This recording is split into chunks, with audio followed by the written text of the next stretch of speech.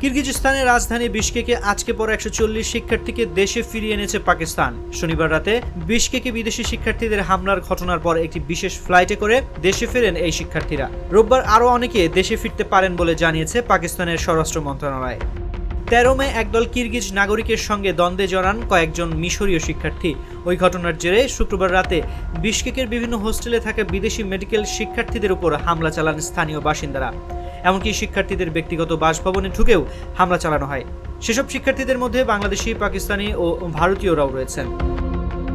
পাকিস্তানের স্বরাষ্ট্রমন্ত্রী মোহসিন নকভি জানিয়েছেন, কিরগিজস্তান থেকে পাকিস্তানি শিক্ষার্থীদের নিয়ে একটি বিশেষ ফ্লাইট লাহোরের আল্লামা ইকবাল আন্তর্জাতিক বিমানবন্দরে অবতরণ করেছে।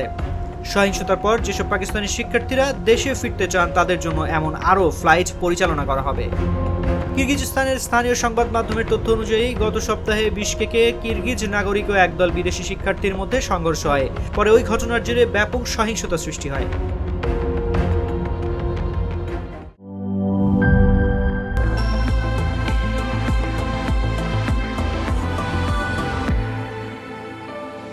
Harlan, be a show stealer.